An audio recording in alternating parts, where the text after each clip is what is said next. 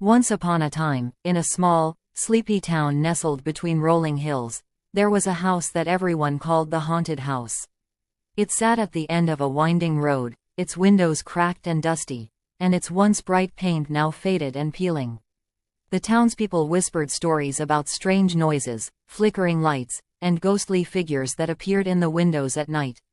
No one dared to go near it, except for three brave friends: Emma, Jake, and Sophie.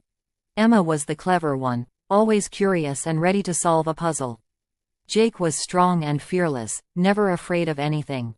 And Sophie was kind-hearted and imaginative, always coming up with new adventures for them to go on. Together, they were the best of friends, and they loved exploring and solving mysteries. One crisp autumn afternoon, as they were walking home from school, the three friends passed by the old house. The wind blew through the trees, making the branches creak, and a few leaves swirled around their feet. "Do you think the stories are true?" Sophie asked, staring up at the house with wide eyes. Jake shrugged. "I don't believe in ghosts," he said, though his voice wasn't as confident as usual. Emma, always the practical one, narrowed her eyes at the house. "There's only one way to find out," she said. "Let's investigate." The friends exchanged nervous glances, but they all knew they couldn't resist the lure of a mystery. So, they made a plan.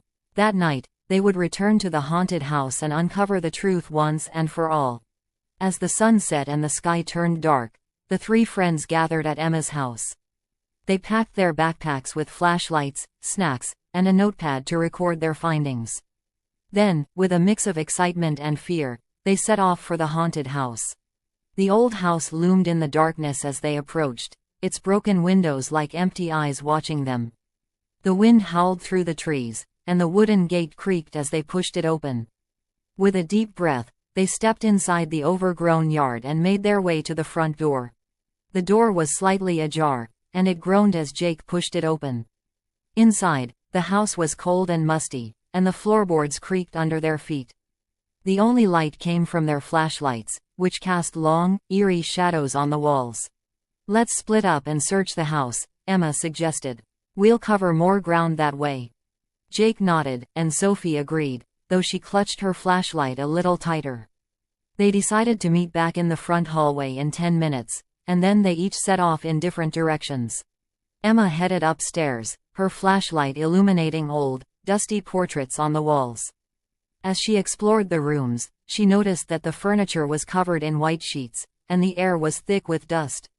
But there was something else, something strange. She thought she heard a faint whispering sound, but when she paused to listen, it disappeared. Meanwhile, Jake was in the basement. The stairs creaked loudly as he descended into the darkness, and the air grew colder with each step. When he reached the bottom, he shone his flashlight around, revealing old, rusted tools and piles of junk. But as he walked further into the basement, he noticed something odd: a small door hidden behind a stack of boxes. Curiosity got the better of him, and he carefully moved the boxes aside to reveal the door.